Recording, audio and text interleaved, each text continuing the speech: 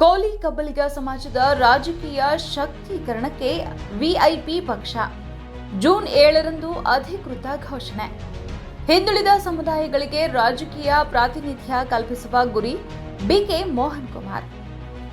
ರಾಜ್ಯದಲ್ಲಿ ಕೋಲಿ ಕಬ್ಬಲಿಗ ಸಮಾಜ ಸೇರಿದಂತೆ ಹಿಂದುಳಿದ ಸಮುದಾಯಗಳಿಗೆ ಸಮರ್ಪಕ ರಾಜಕೀಯ ಪ್ರಾತಿನಿಧ್ಯ ದೊರೆಯುತ್ತಿಲ್ಲ ಎಂದು ಆರೋಪಿಸಿರುವ ಸಮಾಜದ ಮುಖಂಡರು ಅವರ ರಾಜಕೀಯ ಶಕ್ತೀಕರಣಕ್ಕಾಗಿ ರಾಜ್ಯದಲ್ಲಿ ವಿಕಾಸಶೀಲ ಇನ್ಸಾನ್ ಪಾರ್ಟಿ ಆರಂಭಿಸಲಾಗುತ್ತಿದೆ ಎಂದು ಘೋಷಿಸಿದರು. ನಗರದಲ್ಲಿ ನಡೆದ ಸುದ್ದಿಗೋಷ್ಠಿಯಲ್ಲಿ ಮಾತನಾಡಿದ ಅವರು, ಪಕ್ಷದ ರಾಜ್ಯ ಮುಖಂಡ ಬಿಕೆ ಮೋಹನ್ ಕುಮಾರ್, ಕರ್ನಾಟಕದಲ್ಲಿ ಕೋಲಿ ಕಬ್ಬಲಿಗ ಸಮಾಜದ ಸುಮಾರು 60 ಲಕ್ಷ ಜನಸಂಖ್ಯೆ ಇದೆ. ಜೊತೆಗೆ ರಾಜ್ಯದ 155 ಹಿಂದುಳಿದ ಸಮುದಾಯಗಳಿಗೂ ರಾಜಕೀಯವಾಗಿ ಸಮರ್ಪಕ ಸ್ಥಾನಮಾನ ಸಿಕ್ಕಿಲ್ಲ. ಸಂಖ್ಯಾಬಲ ಇದ್ರೂ ನಮ್ಮ ಸಮಾಜ ರಾಜಕೀಯವಾಗಿ ಹಿಂದುಳಿದಿದೆ. ಸಮಾಜ ಆರ್ಥಿಕ ಹಾಗೂ ಸಾಮಾಜಿಕ ಹಾಗೂ ಶೈಕ್ಷಣಿಕವಾಗಿ ಅಭಿವೃದ್ಧಿಯಾಗಬೇಕಾದ್ರೆ ರಾಜಕೀಯ ಶಕ್ತಿ ಅತ್ಯಗತ್ಯ ಎಂದು ಹೇಳಿದರು. ಬಿಹಾರದಲ್ಲಿ ಈಗಾಗಲೇ ವಿಕಾಸಶೀಲ ಇನ್ಸಾನ್ ಪಾರ್ಟಿ ಪಕ್ಷಕ್ಕೆ 4 ಶಾಸಕರು ಹಾಗೂ 1 ಸಚಿವರಿದ್ದಾರೆ. ಇದೀಗ ಕರ್ನಾಟಕದಲ್ಲಿ ಪಕ್ಷ ಸಂಘಟನೆ ಆರಂಭಿಸಿದ್ದೇವೆ. ಕಳೆದ ಹಲವು ದಶಕಗಳಿಂದ ನಮ್ಮ ಸಮಾಜ ಇತರ ಪಕ್ಷಗಳಿಗೆ ಬೆಂಬಲ ನೀಡುತ್ತಾ ಬಂದಿದೆ. ಆದರೆ ಅಧಿಕಾರದ ಕೇಂದ್ರಗಳಲ್ಲಿ ಸಮಾಜದ ಪ್ರತಿನಿಧಿತ್ವ ಸಿಕ್ಕಿಲ್ಲ. ವಿಧಾನಸೌಧದಲ್ಲಿ ನಮ್ಮ ಧ್ವನಿ ಕೇಳಿಸಬೇಕಾದ್ರೆ ಸಮಾಜದವರು ರಾಜಕೀಯವಾಗಿ ಮುಂದೆ ಬರಬೇಕು ಎಂದು ಹೇಳಿದರು. ಮುಂದಿನ ದಿನಗಳಲ್ಲಿ ಸಮಾಜದಿಂದ 15ರಿಂದ 19 ಮಂದಿ ಶಾಸಕರು ಆಯ್ಕೆಯಾಗಬೇಕು ಎಂಬ ಗುರಿಯೊಂದಿಗೆ ಪಕ್ಷ ಕಟ್ಟಲಾಗುತ್ತಿದೆ ಎಂದು ತಿಳಿಸಿದರು. ಮೊದಲ ಹಂತವಾಗಿ ಹಿಂದುಳಿದ ಸಮುದಾಯಗಳ ಸ್ವಾಮೀಜಿಗಳು ಹಾಗೂ ಮುಖಂಡರೊಂದಿಗೆ ಸಮಾಲೋಚನೆ ನಡೆಸಲಾಗುತ್ತಿದ್ದು, ಮೇ 17ರಂದು ಕಲಬುರಗಿ ನಗರದ ಗ್ರ್ಯಾಂಡ್ ಹೋಟೆಲ್ನಲ್ಲಿ 3 ಜಿಲ್ಲೆಗಳ ಮಠಾಧೀಶರು ಹಾಗೂ ಸಮಾಜದ ಮುಖಂಡರ ಸಭೆ ಆಯೋಜಿಸಲಾಗಿದೆ ಎಂದು ಹೇಳಿದರು. ಹಿಂದುಳಿದ ಶ್ರೀಗಳ ಆಶೀರ್ವಾದ ಪಡೆದ ಬಳಿಕ ಜೂನ್ 7ರಂದು ಬೆಂಗಳೂರಿನ ಅಶೋಕ ಹೋಟೆಲ್ನಲ್ಲಿ ಪಕ್ಷವನ್ನ ಅಧಿಕೃತವಾಗಿ ಘೋಷಣೆ ಮಾಡಲಾಗುತ್ತದೆ ಎಂದು ತಿಳಿಸಿದರು. ಈಗ ನಮ್ಮ ಕರ್ನಾಟಕ ರಾಜ್ಯದಲ್ಲಿ ನಮ್ಮ ಸಮಾಜ 60 ಲಕ್ಷ ಜನ ಇದ್ದೀವಿ.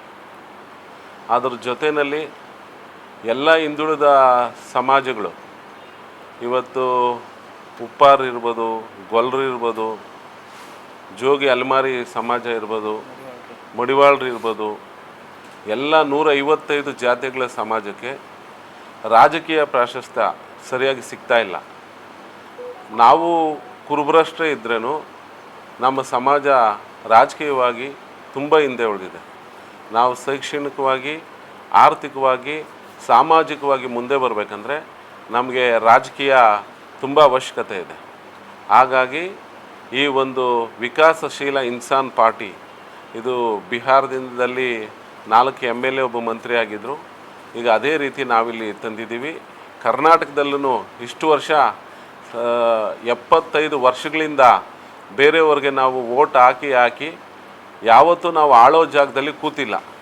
ಇವತ್ತು ನಾವು ಆಳೋ ಜಾಗದಲ್ಲಿ ಕೂಡಬೇಕು ಅಂತೇಳಿ, ಮತ್ತು ವಿಧಾನಸೌಧದಲ್ಲಿ ನಮ್ಮ ಧ್ವನಿ ಎತ್ತಬೇಕಂದ್ರೆ ನಮ್ಮದೊಂದು ಪಕ್ಷ ಬೇಕು, ನಾವೊಂದು 10ರಿಂದ 15 ಜನ MLAಗಳು ವಿಧಾನಸೌಧಕ್ಕೆ ಹೋಗಬೇಕು ಅಂತೇಳಿ ತೀರ್ಮಾನ ಮಾಡಿ ನಾವಿವತ್ತು ವಿಕಾಸಶೀಲ ಇನ್ಸಾನ್ ಪಾರ್ಟಿ ತಂದಿದ್ದೀವಿ.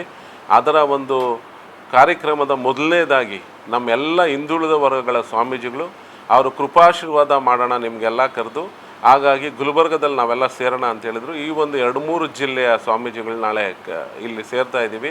ಅವರು ಕೃಪಾಶೀರ್ವಾದ ತಗೊಂಡು 7ನೇ ತಾರೀಕು ನಾವು ರಾಜ್ಯದಲ್ಲಿ ಅಶೋಕ ಹೋಟೆಲ್ನಲ್ಲಿ ಈ ಒಂದು ಪಕ್ಷನ ಲಾಂಚ್ ಮಾಡ್ತಾ ಇದ್ದೀವಿ. ಸರ್, ನಾಳೆ ಯಾರು ಬರ್ತಾರೆ ಮತ್ತು ಎಲ್ಲಿ ಸಭೆ ನಡೆಯುತ್ತೆ? ನಾಳೆ ಅತಿ ಹಿಂದುಳಿದ ವರ್ಗಗಳ ಎಲ್ಲ ಸ್ವಾಮೀಜಿಗಳು ಬರ್ತಾ ಇದ್ದಾರೆ. ಒಂದು 100 ಜನ ಸ್ವಾಮೀಜಿಗಳು ನಾಳೆ ಸೇರ್ಬೋದು. ಈಗ ಅವರು ಶೋಷಿತರಾಗಿದ್ದಾರೆ. ದೊಡ್ಡ ದೊಡ್ಡ ಸಮಾಜಗಳ ಗುರುಗಳ ಹತ್ರನೂ ಶೋಷಿತರಾಗಿದ್ದಾರೆ. ಹೇಗೆ ನಾವು ಬೇರೆ ಮುಂದುವರೆದಂಥ ಸಮಾಜದ ಹಿಂದೆ ನಾವು ಹೆಂಗೆ ಶೋಷಿತರಾಗಿದ್ದೀವಿ ನಮ್ಮ ಸಮಾಜ, ಅದೇ ರೀತಿ ಸ್ವಾಮೀಜಿಗಳು ಶೋಷಿತರಾಗಿದ್ದಾರೆ. ಅವರೆಲ್ಲರೂ ಒಗ್ಗಟ್ಟು ನಾಳೆ ಇಲ್ಲಿ ಕಲಬುರಗಿಯಲ್ಲಿ ಪ್ರದರ್ಶನ ಮಾಡ್ತಾ ಇದ್ದಾರೆ. ನಾಳೆ ಬೆಳಿಗ್ಗೆ ಇದೇ ಗ್ರ್ಯಾಂಡ್ ಹೋಟ್ಲಲ್ಲಿ 11 ಗಂಟೆಗೆ ಕಾರ್ಯಕ್ರಮ ಸ್ಟಾರ್ಟ್ ಆಗುತ್ತೆ. ಕಾರ್ಯಕ್ರಮದ ಉದ್ದೇಶ, ರೂಪುರೇಷೆ ಏನೇನು ಸರ್? ಸರ್, ಕಾರ್ಯಕ್ರಮದ ಉದ್ದೇಶ ಇದೆ ಸರ್, ನಾವೆಲ್ಲ ಒಗ್ಗಟ್ಟಾಗಬೇಕು ಅಂತ. ಇಷ್ಟು ವರ್ಷ ನಾವು ಏನು ಬೇರೆಯವ್ರಿಗೆ ಓಟ್ ಹಾಕ್ಕೊಂಡು ನಾವೆಲ್ಲ ಮಾಡ್ಕೊಂಬಂದಿದ್ದೀವಿ. ಇನ್ನು ನಮ್ಮ ಓಟು ನಮಗೆ ಅನ್ನೋ ಒಂದು ಮೂಲ ಮಂತ್ರ ಇಟ್ಕೊಂಡಿದ್ದೀವಿ. ನಮ್ಮ ಓಟು ನಮ್ಮ ಏಳಿಗೆಗೋಸ್ಕರನೇ ಆಗಲಿ ಅಂತೇಳಿ ಅದ್ರ ಪ್ರಯುಕ್ತ ನಾಳೆ ಎಲ್ಲ ಸ್ವಾಮೀಜಿಗಳ ಆಶೀರ್ವಾದ ಮೊದಲು ಬೇಕು, ಗುರುವಿನ ಆಶೀರ್ವಾದ ತೊಗೊಳ್ಬೇಕು ಅಂತೇಳಿ ನಾಳೆ ಈ ಕಾರ್ಯಕ್ರಮ ಮಾಡ್ತಾ ಇದ್ದೀವಿ ಸರ್. ಇದರಲ್ಲಿ ಮುಂಬರುವ ಚುನಾವಣೆಯಲ್ಲಿ ಯಾವ ಚುನಾವಣೆಯಲ್ಲಿ ಸ್ಪರ್ಧೆ ಮಾಡುತ್ತೆ ತಮ್ಮ ಪಕ್ಷ? ಸರ್, ನಮ್ಮ ಪಕ್ಷ ಮುನ್ಸಿಪಾಲ್ಟಿಯಿಂದ ಹಿಡಿದು ಗ್ರಾಮ ಪಂಚಾಯತಿ, ಜಿಲ್ಲಾ ಪಂಚಾಯತಿ, ತಾಲೂಕ್ ಪಂಚಾಯತಿ, MLA ಎಲೆಕ್ಷನ್, MP ಎಲೆಕ್ಷನ್, ಎಲ್ಲ ಎಲೆಕ್ಷನಲ್ಲೂ ಡೈರಿ ಸಹ ನಮ್ಮ ಸಮಾಜದವ್ರು ಎಲ್ಲೆಲ್ಲಿದ್ದಾರೆ, ಹಿಂದುಳಿದ ವರ್ಗದವ್ರು ಎಲ್ಲೆಲ್ಲಿದ್ದಾರೆ ಎಲ್ಲರೂ ಸೇರಿ ನಾವು ನಮ್ಮ ಪಕ್ಷ ಸ್ಪರ್ಧೆ ಮಾಡುತ್ತೆ. ಇನ್ನೆಲ್ಲ ಎಲೆಕ್ಷನಲ್ಲೂ ಸ್ಪರ್ಧೆ ಮಾಡುತ್ತೆ. ಪ್ರಾದೇಶಿಕ ಪಕ್ಷನೋ ಅಥವಾ ರಾಷ್ಟ್ರೀಯ ಪಕ್ಷ? ಸರ್, ಇದು ಇನ್ನು ಪ್ರಾದೇಶಿಕ ಪಕ್ಷ. ಬಿಹಾರಲ್ಲಿ ಇದು ಪ್ರಾದೇಶಿಕ ಪಕ್ಷ, ಅದೇ ರೀತಿ ನಮ್ಮ ಸಮಾಜದ ಪಕ್ಷ ಇದು. ಹಾಗಾಗಿ ಇಲ್ಲಿನೂ ನಾವು ಅದನ್ನು ನಮ್ಮ ಸಮಾಜಕ್ಕೋಸ್ಕರನೇ ತಂದಿದ್ದೀವಿ. ಜೊತೆಯಲ್ಲಿ ನಾವೆಲ್ಲ ಹಿಂದುಳಿದ ವರ್ಗಗಳ ಜಾತಿಗಳನ್ನ ಕಟ್ಕೊಂಡು ಹೋಗ್ತಾ ಇದ್ದೀವಿ ಸರ್. ಅವ್ರಿಗೆ ಯಾರಿಗೂ ಧ್ವನಿ ಇಲ್ಲ. ಈಗ ನಾವೊಂದು 55ರಿಂದ 60 ಕ್ಷೇತ್ರದಲ್ಲಿ ನಾವು ಪ್ರಬಲರಿದ್ದೀವಿ. ಆದರೆ ನಮ್ಮದೊಂದು ಒಂದೇ ಒಂದು MLA ಇಲ್ಲ ಹೇಳ್ಕೊಬೇಕು ಅಂತ ಹೇಳಿದ್ರೆ. ಆ ರೀತಿ ಮುಂದಿನ ದಿನಗಳಲ್ಲಿ ಆಗಬಾರ್ದು.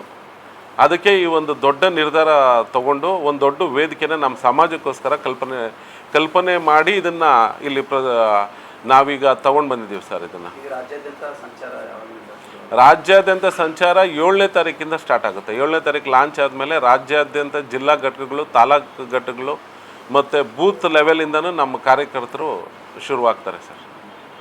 ಪಕ್ಷದ ಉದ್ದೇಶಗಳೇನಿದೆ ಸರ್? ಪಕ್ಷದ ಉದ್ದೇಶ ಅದೇ ಸರ್, ಒಂದೇ, ನಮ್ಮ ಓಟು ನಮ್ಮ ಏಳಿಗೆಗೆ ಬರಬೇಕು. ನಮ್ಮ ಉದ್ದೇಶ, ನಮ್ಮ ಮೂಲ ಮಂತ್ರನೇ ಅದು, ನಮ್ಮ ಓಟು ನಮ್ಮ ಏಳಿಗೆಗೆ ಬರಬೇಕು. ಸರ್ 7ನೇ ತಾರೀಕು ಯಾರು ಬರ್ತಾರೆ? 7ನೇ ತಾರೀಕು ಸುಮಾರು ನಾಯಕರು ಬರ್ತಾರೆ, ನಮ್ಮ ಸಮಾಜದ ನಾಯಕರು. ಎಷ್ಟು ಜನ ಸೇರ್ಬೋದು? ನಾವು ಬರೀ 500 ಜನಕ್ಕೆ ಕರೆದಿದ್ದೀವಿ ಲಾಂಚ್ಗೆ. ಅದರಲ್ಲಿ ಕಾದು ನೋಡಿ ಯಾರ್ಯಾರು ಬರ್ತಾರೆ ಅಂತ ಗೊತ್ತಾಗುತ್ತೆ ಮುಂದೆ. ಅಲ್ಲಿ ಲಾಂಚ್ ಆದ್ಮೇಲೆ ಈ ಭಾಗದಲ್ಲಿ ನಮ್ಮ ಬೋಟು ಸರ್, ನಮ್ಮ ಸಿಂಬಲ್ಲು ನಮ್ಮ ಬೋಟು, ಅದನ್ನು ಇಲ್ಲಿ ಇದೆ. ನಿಮ್ಮ ಸಮಾಜ ಯಾವ ಸಮಾಜ? ಆಮೇಲೆ ತಗೊಂಡು ನಮ್ಮದು ಕೋಲಿ, ಗಂಗಾಮತ, ಬೆಸ್ತ, ಬಾರ್ಕಿ, ಏನು ನಾವು 39 ಸಿನಾಪ್ಸಿಸ್ ಇದ್ದೀವಿ. ಇವೆಲ್ಲ ಸೇರಿ ನಾವು ಇದರಲ್ಲಿದ್ದೀವಿ ಸರ್. 70 ಲಕ್ಷ ಜನ ಇದ್ವಿ. ಜೊತೆಯಲ್ಲಿ ಎಲ್ಲ ಹಿಂದುಳಿದ ವರ್ಗಗಳನ್ನ ಕಟ್ಕೊಂಡು ಹೋಗ್ಬೇಕನ್ನೋ ನಮ್ಮ ಕನಸಿದೆ ಸರ್. ಈಗ ನಾವು ಕಾಂಗ್ರೆಸ್ಸಲ್ಲಿ ನಮ್ಮದು ಮಹಾಗಠಬಂಧನಲ್ಲಿ ಇದಿದೆ ಸರ್. ಮಹಾಗಠಬಂಧನಲ್ಲಿ ಅಲ್ಲಿ ಒಳಗಡೆ ಟೈಅಪ್ ಆಗಿದೆ. VIP ಪಾರ್ಟಿ ಇಂಡಿಯಾದ ಒಂದು ಭಾಗನೂ ಕೂಡ, ಇಂಡಿಯಾ ಮಹಾಗಠಬಂಧನ ಒಂದು ಭಾಗ ಕೂಡ ಆಗಿದೆ. ಇಲ್ಲಿ ಮುಂದಿನ ದಿನಗಳಲ್ಲಿ ಇಲ್ಲಿನೂ ನಾವು ಜೊತೆಯಲ್ಲಿ ಇರ್ಬೋದು ಅಂತ ನಮ್ಮ ಒಂದು ಎಲ್ರಿಗೂ ನಮಸ್ಕಾರ. ನನ್ನ ಹೆಸರು ಪ್ರಶಾಂತ್ AH ಅಂತೇಳಿ. ವೃತ್ತಿಯಲ್ಲಿ ವಕೀಲರಾಗಿ ಕೆಲಸ ಮಾಡ್ತಿದ್ದೀವಿ ಮತ್ತು ಈ ವಿಕಾಸಶೀಲ್ ಇನ್ಸಾನ್ ಪಾರ್ಟಿಯ ಪ್ರಧಾನ ಕಾರ್ಯದರ್ಶಿಯಾಗಿ ಕೂಡ ನಾನು ಕೆಲಸ ಮಾಡ್ತಾಯಿದ್ದೀನಿ. ಮಾನ್ಯರೇ, ನಮ್ಮ ಕರ್ನಾಟಕ ರಾಜ್ಯದ ಸುಮಾರು 75 ವರ್ಷಗಳ ರಾಜಕೀಯ ಇತಿಹಾಸವನ್ನು ನಾವು ನೋಡಿದಾಗ ಇಲ್ಲಿ ತಮಗೆಲ್ಲ ಗೊತ್ತಿರೋ ಹಾಗೆ ಸುಮಾರು 50 ವರ್ಷಗಳ ಕಾಲ ಕಾಂಗ್ರೆಸ್ ಆಡಳಿತವನ್ನು ನಡೆಸಿದೆ. ಅದೇ ರೀತಿ BJP ಕೂಡ 7-8 ವರ್ಷಗಳ ಕಾಲ ಆಡಳಿತ ನಡೆಸಿದೆ ಮತ್ತು ಇತರೆ ಪಕ್ಷಗಳು ಕೂಡ ಸಮ್ಮಿಶ್ರ ಸರ್ಕಾರ ಇತ್ಯಾದಿಯಾಗಿ ಆಡಳಿತ ನಡೆಸಿದೆ.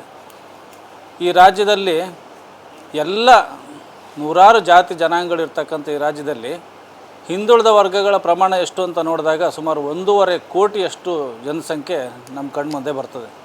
ಆ 1.5 ಕೋಟಿ ಜನಸಂಖ್ಯೆಗೆ ಇವತ್ತು ನಾವು ರಾಜಕೀಯವಾಗಿ ಪ್ರಾತಿನಿಧ್ಯ ಎಲ್ಲಿಂದ ಎಲ್ಲಿವರೆಗೂ ಇದೆ, ಯಾವತ್ತಿತ್ತು ಯಾವತ್ತಿಲ್ಲ ಅನ್ನೋದನ್ನು ನಾವು ಏನಾದರೂ ಆಲೋಚನೆ ಮಾಡೋದಾದರೆ, ಆರಂಭದಲ್ಲಿ ಕೆಲವು ಸಂದರ್ಭದಲ್ಲಿ ಕೆಲವು ಹಿಂದುಳಿದವರ್ಗನ ಗುರುತಿಸಿದ್ದಾರೆ, ಯಾರು? ಕಾಂಗ್ರೆಸ್ನವರು. ತದನಂತರ ಕಾಲಕ್ರಮೇಣ ಹಿಂದುಳಿದ ವರ್ಗವನ್ನು ರಾಜಕೀಯವಾಗಿ ಕೇಳ್ತಕ್ಕಂಥ ಪರಿಸ್ಥಿತಿ ಇಲ್ಲ ಅನ್ನೋ ರೀತಿಯಲ್ಲಿ ಆಗಿದೆ. ಇಂದಿಗೂ ಕೂಡ ಹಿಂದುಳಿದ ವರ್ಗದವರು ರಾಜಕೀಯವಾಗಿ ಸ್ಥಾನಮಾನ ಪಡೀಲಿಕ್ಕೆ, ಒಂದು ಅಖಾಡಕ್ಕೆ ಇಳಿದು ಸ್ಪರ್ಧೆ ಮಾಡಲಿಕ್ಕೆ ಬೇಕಾದಷ್ಟು ರಾಜಕೀಯ ಪಕ್ಷಗಳಿಗೆ ಮನವಿ ಮಾಡಿದ್ದಾರೆ. ಅವ್ರು ಕೇಳೋದಿಷ್ಟೇ, ರಾಷ್ಟ್ರೀಯ ಪಕ್ಷಗಳು ಕೇಳೋದಿಷ್ಟೇ, ನಿಮ್ಮ ಜಾತಿ ಜನಾಂಗ ಎಷ್ಟಿದೆ, ನೀವು ಎಷ್ಟು ಆರ್ಥಿಕವಾಗಿ ಸಬಲರಾಗಿದ್ದೀರಾ, ನಿಮ್ಮ ಹಿಂದೆ ಎಷ್ಟು ಜನ ಇದ್ದಾರೆ, ಈ ಪ್ರಶ್ನೆ ಕೇಳಿಬಿಟ್ಟು ಅವರ ಆತ್ಮಸ್ಥೈರ್ಯನ ಕಸ್ಕೊಂಡು ಅವ್ರನ್ನ ವಾಪಸ್ ಕಳಿಸ್ತಕ್ಕಂಥದ್ದು. ಪ್ರಜಾಪ್ರಭುತ್ವ ವ್ಯವಸ್ಥೆಯಲ್ಲಿ ಪ್ರತಿಯೊಬ್ಬ ಮನುಷ್ಯನಿಗೂ ಮತ ಹೇಗಿದೆಯೋ ಸ್ಪರ್ಧೆ ಮಾಡೋ ಹಕ್ಕು ಕೂಡ ಇದೆ. ಒಂದು ಪಕ್ಷದಿಂದ ಒಬ್ಬ ಕ್ಯಾಂಡಿಡೇಟನ್ನು ಗುರುತಿಸಿದಾಗ ಆತನಿಗೆ ಆ ಪಕ್ಷದ ಬಲ ತಾನಾಗಿ ಬರ್ತದೆ. ಅದನ್ನು ಪರಿಶೀಲನೆ ಮಾಡೋ ಬದಲಾಗಿ ರಾಷ್ಟ್ರೀಯ ಪಕ್ಷಗಳು ಇವತ್ತೇನು ಮಾಡ್ತಾಯಿದೆ ಅಂತಂದರೆ, ನಾವು ಹಿನ್ನೆಲೆಯನ್ನು ಗಮನಿಸಿದಾಗ ಯಾವ್ಯಾವ ಬಲಿಷ್ಠ ಸಮುದಾಯಗಳು ಇವತ್ತು ರಾಜಕೀಯವಾಗಿ ಪ್ರಬುದ್ಧರಾಗಿ ನೇತೃತ್ವ ವಹಿಸಿದ್ದಾರೆ ಅನ್ನೋದನ್ನು ಗಮನಿಸಿದಾಗ ಹಿಂದುಳಿದ ವರ್ಗಗಳ ಈ ವೇಳೆ ಕಾಂಗ್ರೆಸ್ ಹಾಗೂ ಬಿಜೆಪಿ ಪಕ್ಷಗಳು ಕೋಲಿ ಕಬ್ಬಲಿಗ ಸಮಾಜಕ್ಕೆ ಅನ್ಯಾಯ ಮಾಡಿವೆ ಎಂದು ಆರೋಪಿಸಿದ ಅವರು ಸಮಾಜದ ಹಿರಿಯ ಮುಖಂಡ ತಿಪ್ಪಣ್ಣ ಕಮಕನೂರ್ ಅವರಿಗೆ ನೀಡಿದ ಎಂಎಲ್ಸಿ ಸ್ಥಾನವನ್ನ ಪೂರ್ಣಾವಧಿಗೆ ಮುಂದುವರಿಸಲಿಲ್ಲ. ಈಗಾದರೂ ಅವರಿಗೆ ಮತ್ತೊಮ್ಮೆ ಅವಕಾಶ ನೀಡಿ ಎಂಎಲ್ಸಿ ಸ್ಥಾನದಲ್ಲಿ ಮುಂದುವರಿಸಬೇಕು ಎಂದು ಆಗ್ರಹಿಸಿದರು. ಕೋಲಿ ಕಬ್ಬಲಿಗ ಸೇರಿದಂತೆ ಹಿಂದುಳಿದ ಸಮುದಾಯಗಳಿಗೆ ಎಸ್ಟಿ ಸ್ಥಾನಮಾನ ನೀಡುವ ವಿಚಾರದಲ್ಲಿ ಸರ್ಕಾರ ಮೀನಮೇಷ ಎಣಿಸುತ್ತಿದೆ.